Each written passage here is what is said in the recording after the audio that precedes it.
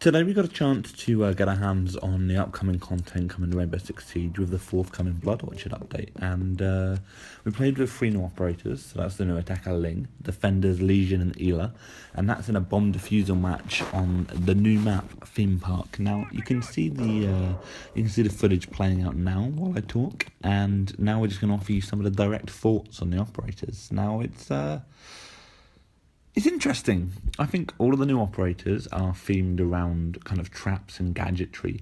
And while the game that you're seeing now is my first, I also got to play them a little bit more in a queue jump. So I didn't just play them in a 4 versus 4.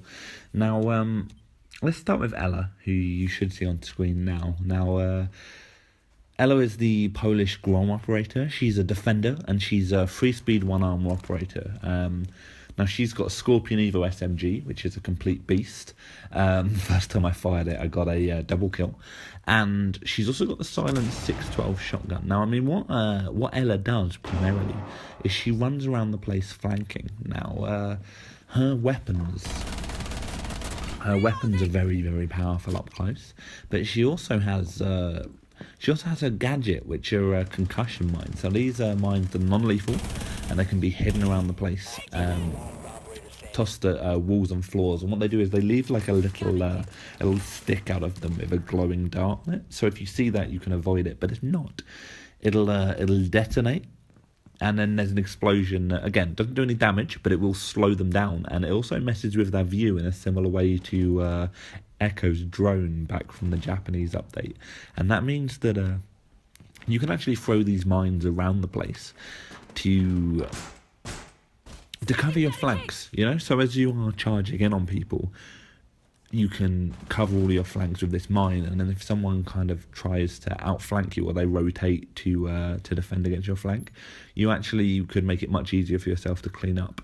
And I think this is a really powerful thing, because at least for Pro League, she's going to be played anyway, because she's a 3-1 operator, so she's 3-speed 1-armor, and they see a lot of play professionally. But it also means that she can actually defend herself while she's out roaming.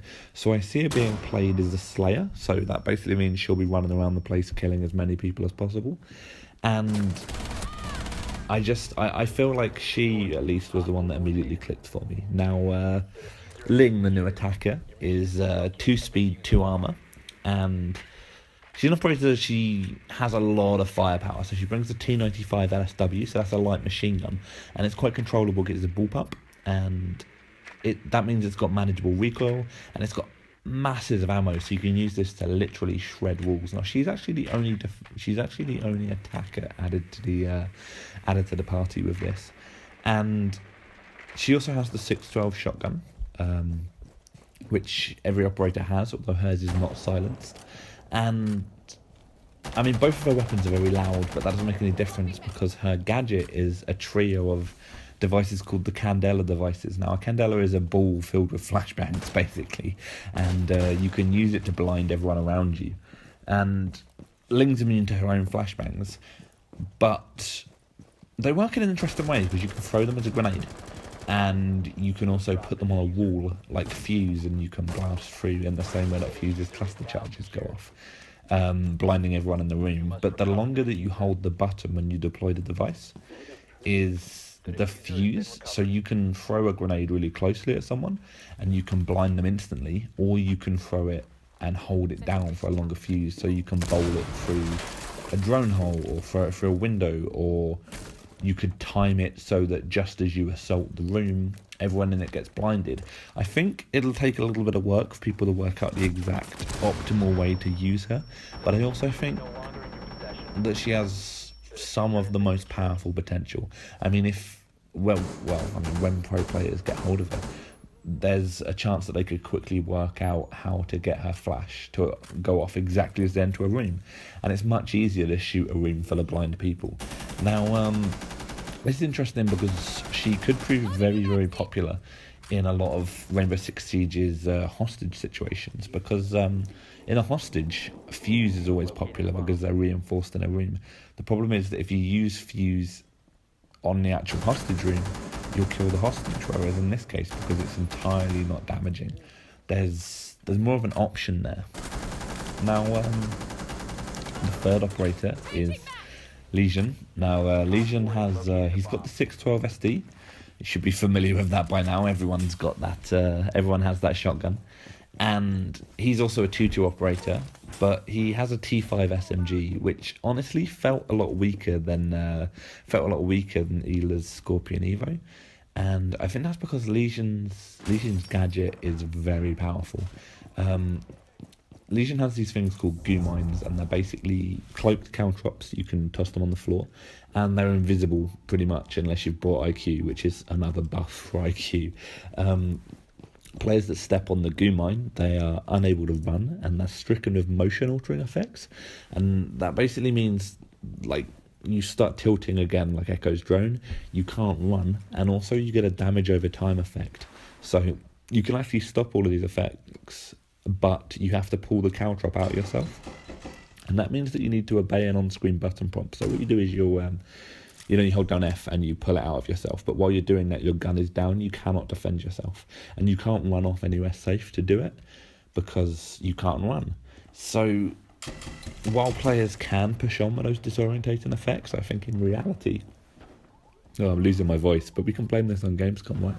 I think in reality that you're going to need to immediately take care of this issue.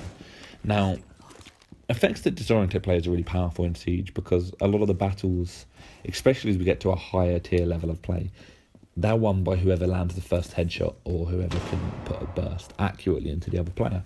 Now, when you mess with someone's vision and also disable their ability to run, the goo mines are really punishing. So if you're ill-prepared, if you can't put down proper covering fire, or if you catch the attacker's roamer with the goo mine, then they're weak and you can take them out.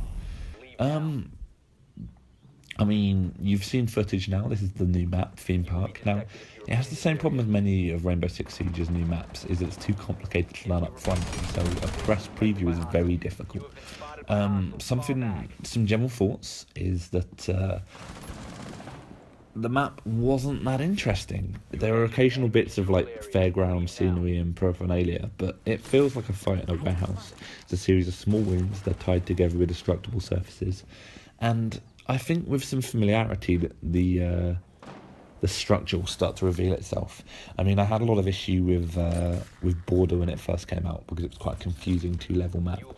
But now I understand the full thing, and I feel like because Siege's maps are quite complex and they tend to be kind of nested because of the destructibility, it's something that needs a lot of playtime. But at least for now, I feel like fights in this map are going to be close range and dirty, so it's going to work really well for someone like Ela's flanking techniques, but I would also expect people like Caveira to dominate. Now, Caveira can run around the place quite quickly, and I think she'll be able to get interrogates and pick teams apart with guerrilla tactics.